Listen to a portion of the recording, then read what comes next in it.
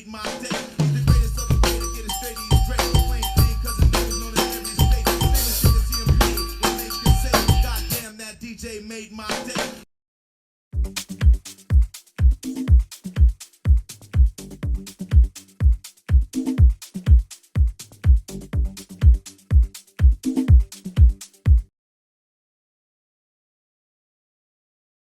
Awal yang sangat menentukan keberhasilan produksi ayam stock adalah persiapan kandang dan peralatan. Proses ini memastikan bahwa seluruh fasilitas siap digunakan sebelum DOC tiba, sehingga kondisi ayam tetap optimal sejak hari pertama pemeliharaan. Yang pertama ada manajemen penerimaan DOC PS dari hatchery. Penerimaan DOC parent stock merupakan tahap krusial yang dimulai dengan koordinasi antara farm dan hatchery. Sebelum check-in, kandang harus melalui pembersihan dan desinfeksi menyeluruh serta pemanasan awal hingga suhu 32 hingga 35 derajat Celcius, minimal 24 jam sebelumnya. Tempat pakan dan minum harus sudah terisi, serta chick paper dipasang di area brooding.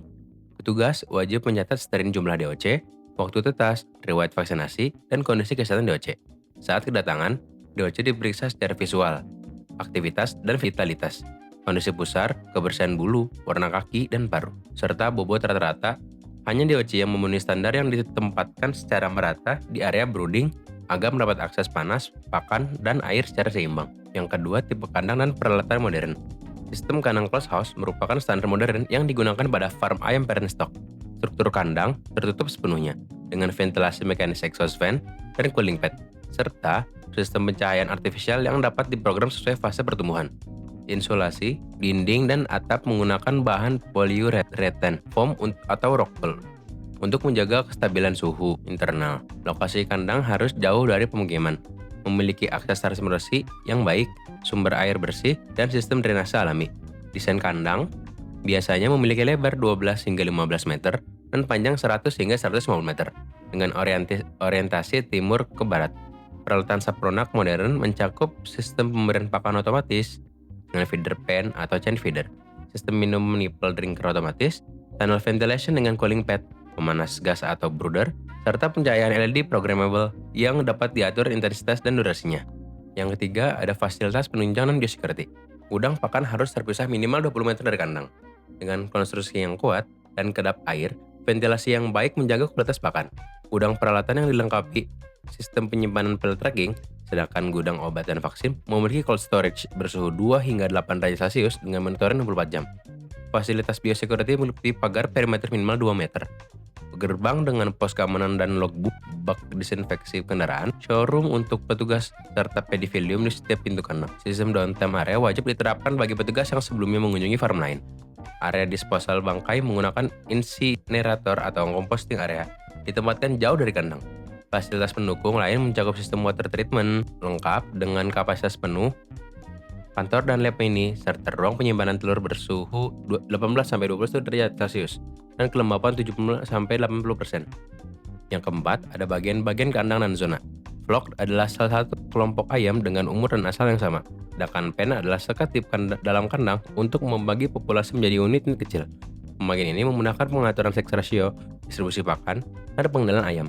Sistem zona diterapkan untuk biosecurity. Yang pertama ada zona 1, area bersih seperti kantor dan parkir. Yang kedua ada zona 2, akses terkontrol seperti gudang dan jalan internal.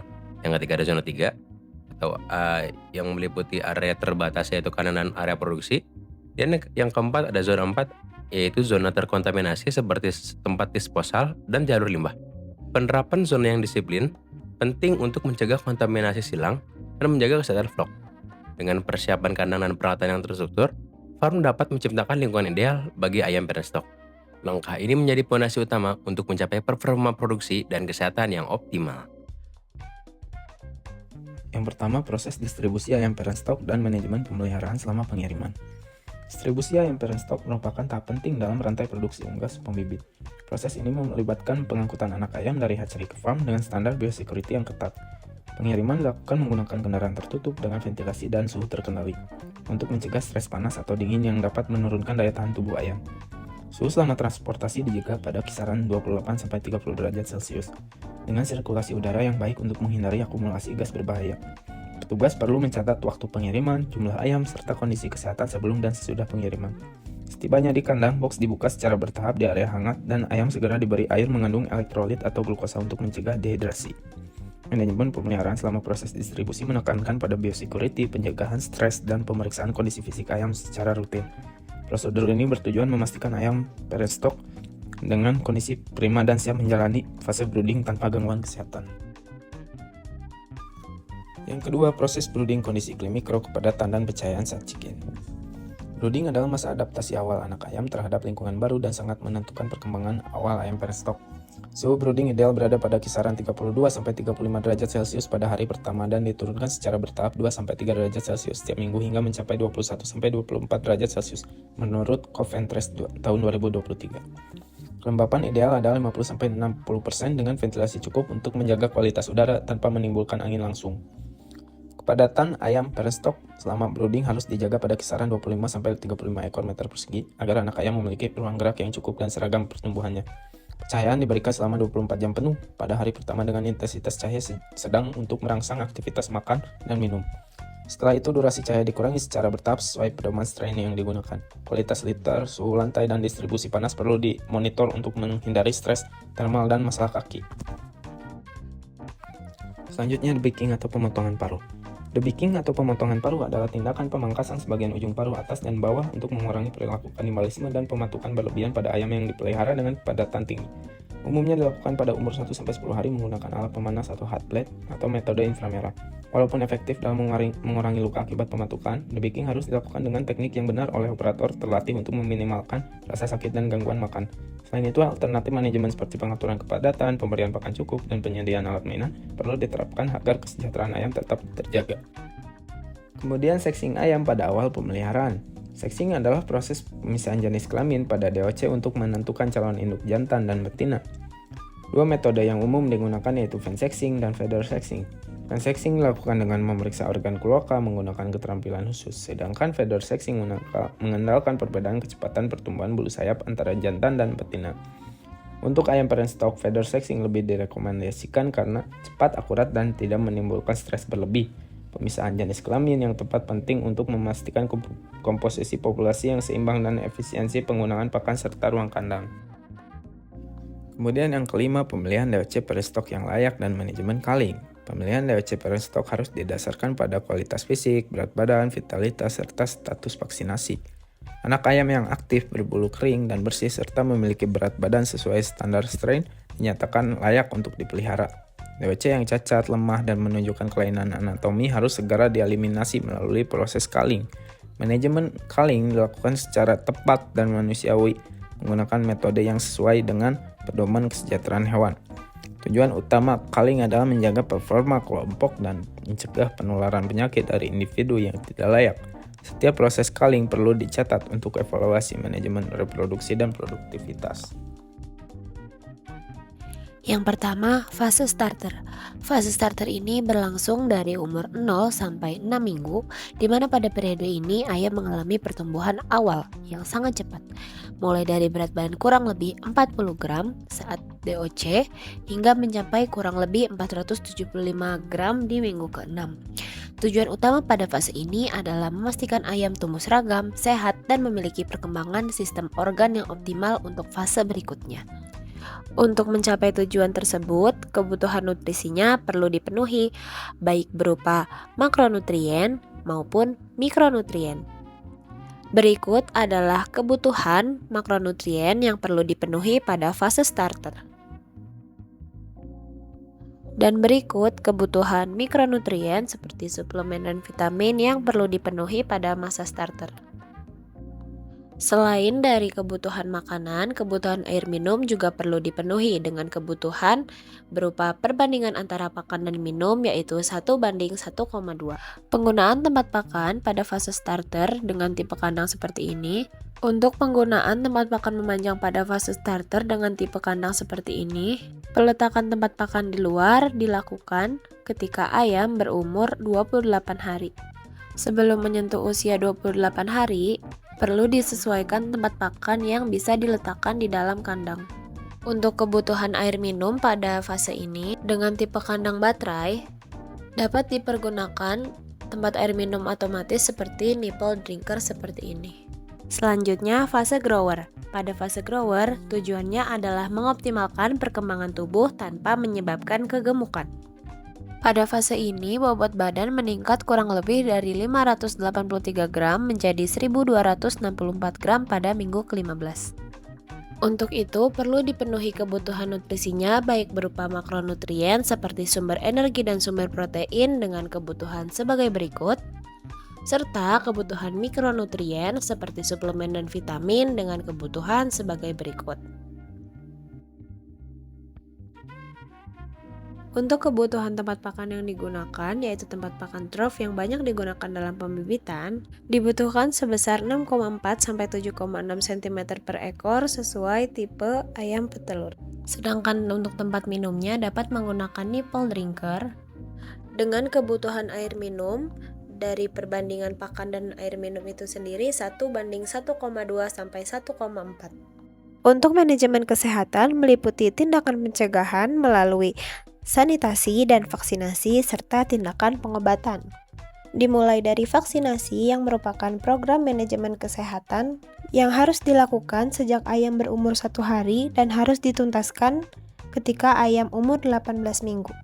Di antaranya ada gumboro yang harus dilakukan pada umur ayam 1 hari, NCD pada ayam umur 4 hari, Infectious bronchitis pada umur ayam 7 hari, kemudian pengulangan vaksinasi gumboro pada usia 11 hari, dan pengulangan vaksinasi gumboro di usia 21 hari, kemudian pengulangan vaksinasi NCD di 21-28 hari, dilanjut dengan vaksinasi infectious bronchitis di usia 30 hari, kemudian pengulangan vaksinasi NCD kembali di usia 8 minggu, kemudian diulangi kembali vaksinasi NCD di 3-4 bulan sekali, dan terakhir pada umur 18 minggu yaitu vaksinasi NCD, infectious bronchitis, dan EDS 76. Berikut terdapat panduan program vaksinasi lain yang merupakan panduan program vaksinasi ayam petelur terutama parent stock dan komersial yang disusun berdasarkan jenis penyakitnya, wilayah sebaran, metode aplikasi vaksin, dan keterangan tambahan. Panduan ini memperlihatkan bahwa program vaksinasi dapat bervariasi tergantung pada tekanan penyakit atau disease pressure, lokasi peternakan, serta tujuan produksi ayam seperti pullet, layer, atau parent stock. Dalam tabel-tabel ini terlihat beberapa penyakit seperti marek, Newcastle disease, gumboro, dan infectious bronchitis bersifat global atau terjadi di seluruh dunia, sehingga vaksinasi untuk penyakit-penyakit ini menjadi program wajib di hampir semua sistem pemeliharaan ayam. Sementara penyakit-penyakit lain seperti fowlpox, mycoplasmosis, infectious coryza, atau pasteurellosis bersifat lokal, dan vaksinasi terhadapnya dilakukan hanya bila penyakit tersebut endemik di wilayah tertentu. Selanjutnya, fase layer. Pada fase ini, tujuannya adalah meningkatkan produksi telur dan kualitas kerabang. Pada fase ini, bobot badannya berkisar antara 1.330 gram pada minggu ke-16 dan akan meningkat hingga ke minggu 20 di kisaran 1.640 gram. Kebutuhan nutrisi pada fase ini dibagi menjadi 3 fase. Fase pertama, fase kedua, dan fase ketiga.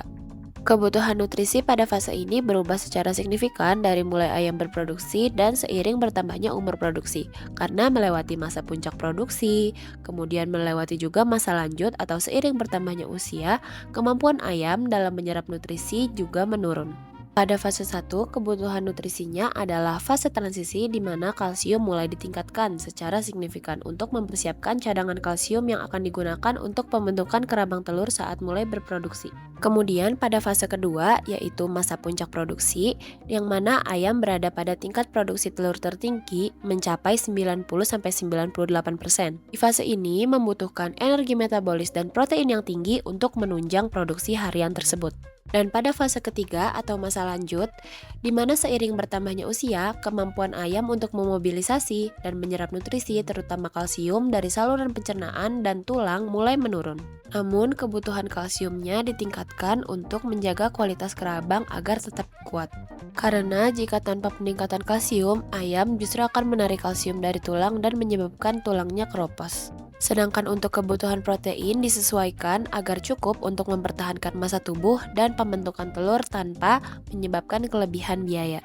Untuk kebutuhan air minum pada fase ini, perbandingannya dengan pakan adalah 1:1,6 sampai 1,8. Pada fase ini, jumlah konsumsi hariannya berkisar antara 105 gram sampai 120 gram per ekor per hari.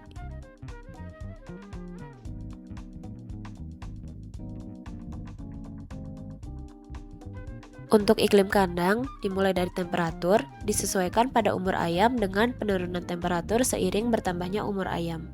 Diperlukan kelembapan sebesar 60-70% dengan kriteria kualitas udara yang baik sebagai berikut, yang ditunjang oleh ventilasi cukup untuk mengeluarkan gas dan menjaga oksigen.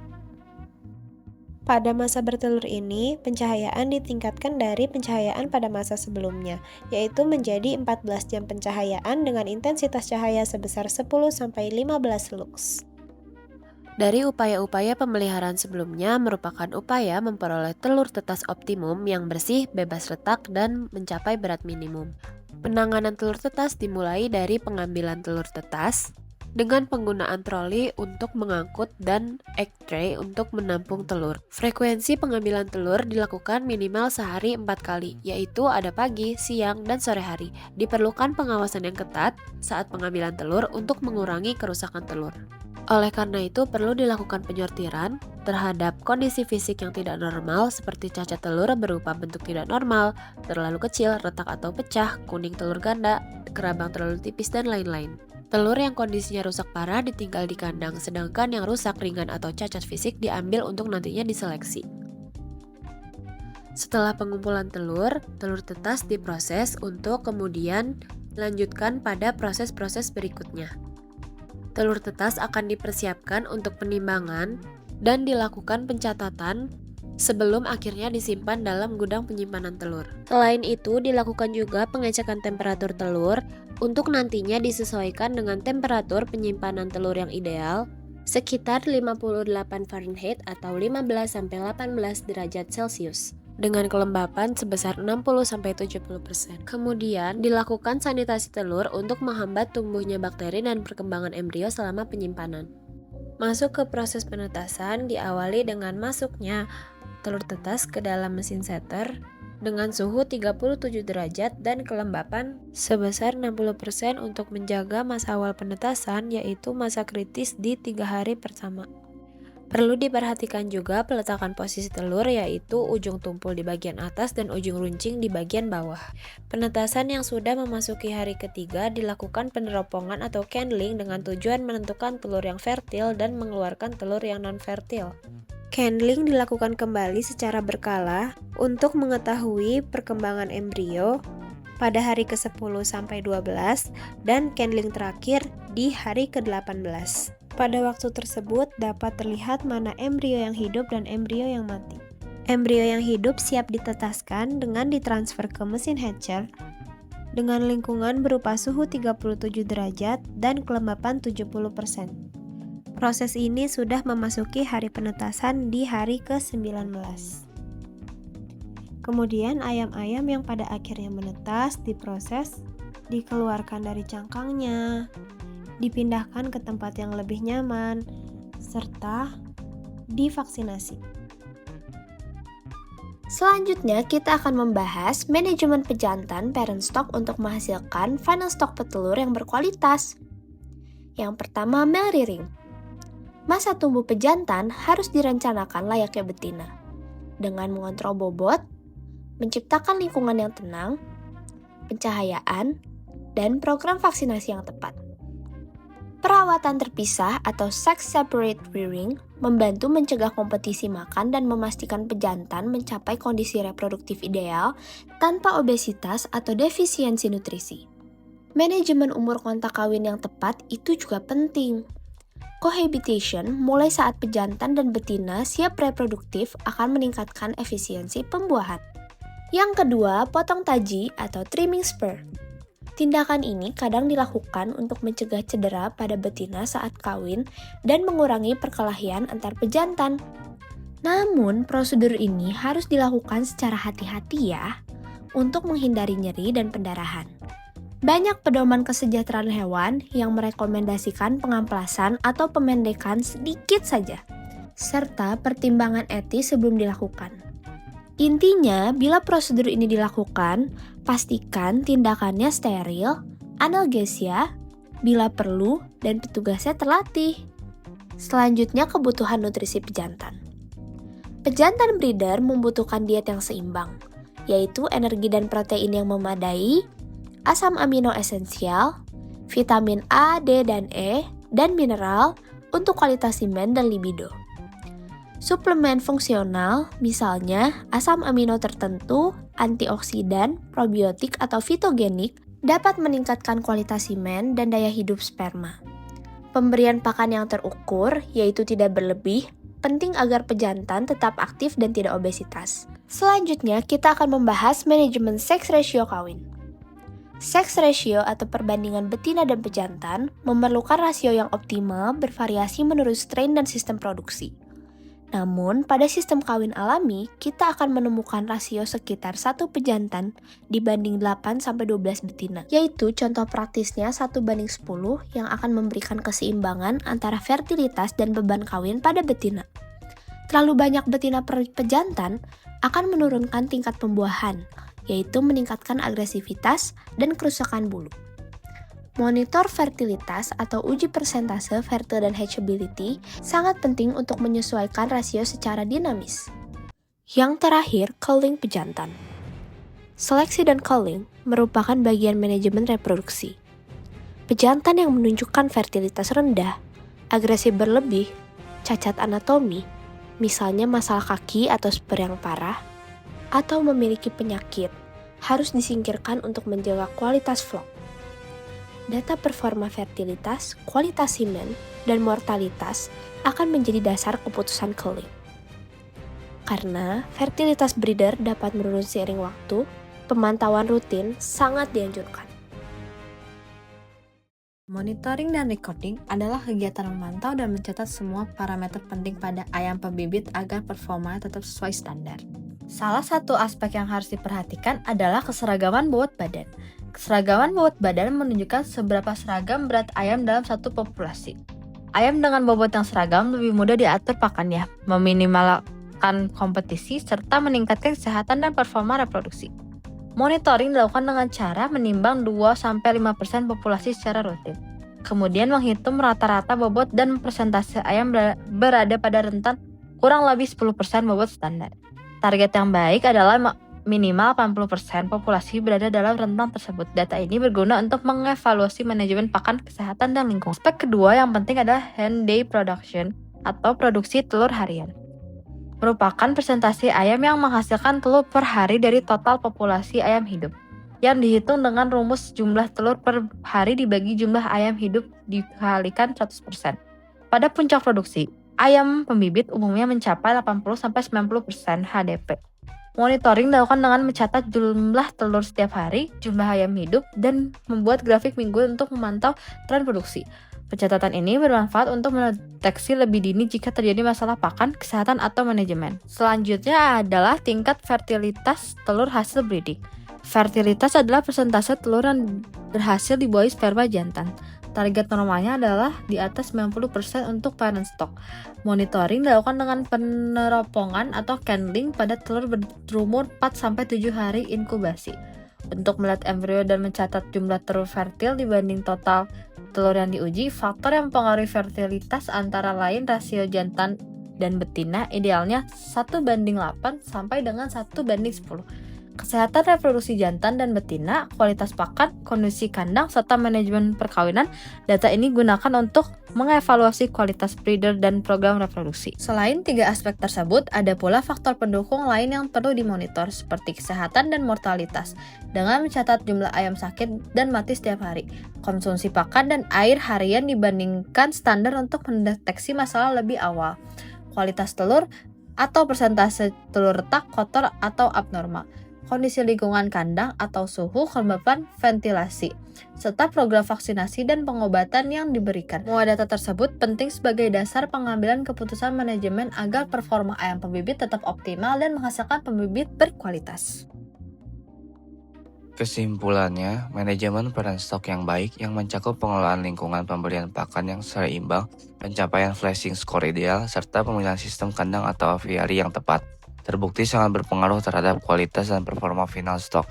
Faktor-faktor tersebut berkontribusi langsung terhadap peningkatan produktivitas telur, tingkat fertilitas, daya tetas, dan kualitas DOC yang dihasilkan. Penelitian menurut Damaziak tahun 2020 menunjukkan bahwa sistem pemeliharaan aviari yang sesuai mampu meningkatkan efisiensi reproduksi dan kualitas keturunan. Sementara menurut Kadarisman, tahun 2024 menegaskan pentingnya pencapaian flashing score yang ideal untuk menunjang performa produksi dan daya tetas yang lebih baik. Selain itu, menemukan bahwa penggunaan jenis kandang tertentu berpengaruh signifikan terhadap persentase telur normal maupun abnormal, yang pada akhirnya memengaruhi mutu DOC final stock. Dengan demikian, penerapan manajemen parent stock yang komprehensif merupakan kunci utama untuk menjamin keberhasilan produksi ayam petelur komersial secara berkelanjutan.